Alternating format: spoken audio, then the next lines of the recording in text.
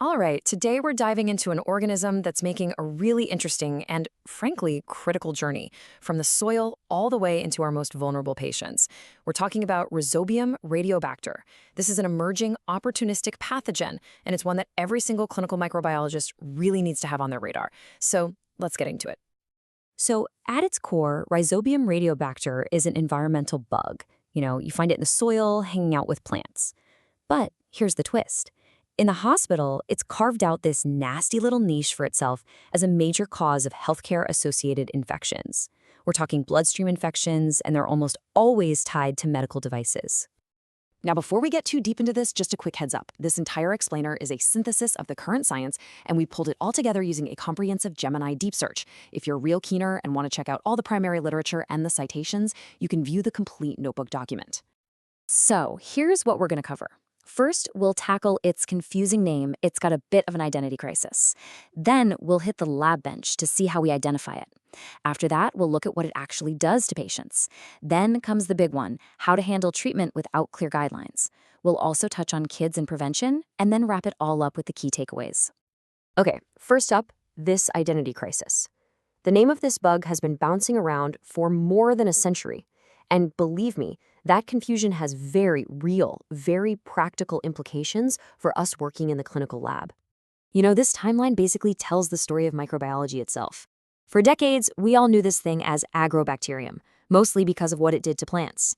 But then, 16S rRNA sequencing came along and completely changed the game.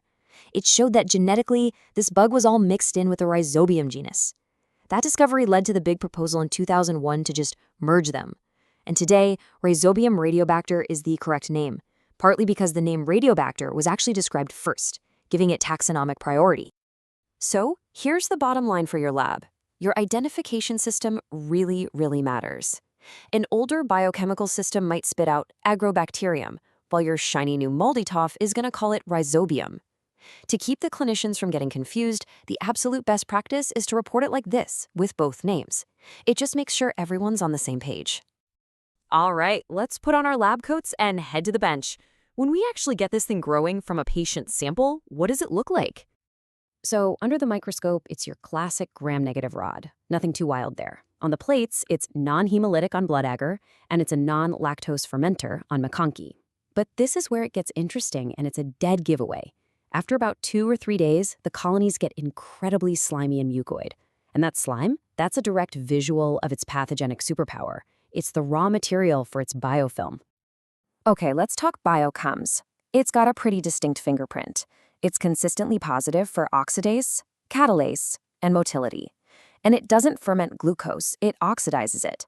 Plus, it's usually positive for urease and esculin. These are the key reactions that help our automated systems pin it down. But let's be real, these days, it's all about the molecular stuff, right? 16S sequencing is still the gold standard, especially if you get a weird one. But for the day-to-day grind, MALDI-TOF is the workhorse. It's super fast and reliable, assuming its database is up to date with the right name. And when you need to go really deep, like for an outbreak investigation, whole genome sequencing gives you the ultimate answer. All right, we've got a name for it, we know what it looks like, but the big question is, what is it actually doing to our patients? This is where we shift from the lab bench straight to the bedside. You can basically sum up the entire evil plan of Rhizobium radiobacter in 2 words: biofilm formation. That gooey slime we see on the agar plates, that's what lets it stick like glue to plastics and silicones. The exact materials our central lines and catheters are made of. This biofilm acts like a shield, protecting it from the patient's immune system and from the antibiotics we throw at it.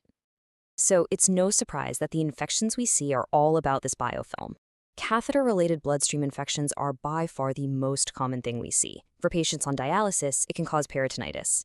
And the folks most at risk? It's exactly who you'd think. Anyone with a device stuck in them, especially if their immune system is weak. This makes our pediatric oncology patients a really vulnerable group.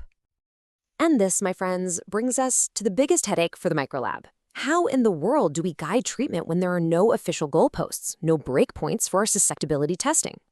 This is the million-dollar question, isn't it? You're at the bench, you've got this bug, but EUCAST has 0 clinical breakpoints for Rhizobium. So if your machine gives you an S, I, or R, that interpretation isn't actually clinically validated. So what do you do? Well, first, we've got to lean on the established patterns. The literature is pretty clear that Rhizobium radiobacter is usually susceptible, at least in the test tube, to carbapenems, fourth-gen cephalosporins like zefepime, and fluoroquinolones. Aminoglycosides are a mixed bag. It's often susceptible to gentamicin and amikacin, but frequently resistant to tobramycin. And other beta-lactams, forget about it. The activity is generally poor. Now, when you look at how to treat it, no matter which guidelines you're looking at, whether it's extrapolating from Dutch sepsis guidelines or piecing together international case reports, one thing absolutely screams out from the page: source control. It is paramount. You have to get that infected device out to cure the patient. For empiric therapy, docs will often start with something like cefepime or a carbapenem, and then narrow it down once they have our MICs.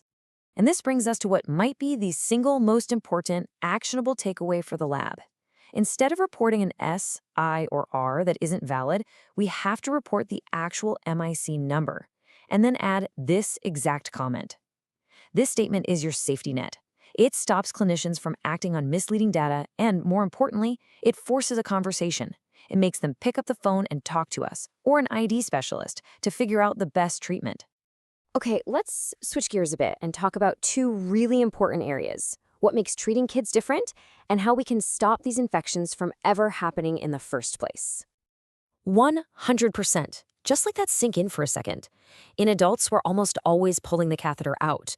But in pediatric oncology, where saving that long-term venous access is absolutely critical, studies have shown that a really aggressive combo of systemic antibiotics plus antibiotic lock therapy can save the catheter 100% of the time. It's an incredible testament to a tailored treatment approach. You know, at the end of the day, the best treatment is always prevention. And since these are device-associated infections, the battle is won or lost right when that device is put in and being cared for. The evidence-based CVC bundle is our best defense. We're talking meticulous hand hygiene, full barrier precautions, the right skin prep, smart site selection, and asking every single day, does this patient still need this line? All right, we've covered a lot of ground. So let's boil it all down. What are the absolute must-know, can't-forget points from this whole brief? Okay, here's your cheat sheet. The 4 things you absolutely need to walk away with. 1, get the name right on the report. Use both to avoid any confusion. 2, remember, its whole game plan is biofilm on devices. If you find it, it's significant. 3, and this is the big one, do not report an S, I, or R. Report the MIC with that interpretive comment. And 4, hammer home the message that source control, getting that device out, is king. And that's our brief on Rhizobium radiobacter. If you found this useful, please hit that subscribe button for more deep dives just like this one. And hey, we'd love to build a community here, so please share your own experiences with this bug down in the comments. Any interesting cases, any local protocols you have, let's all learn from each other.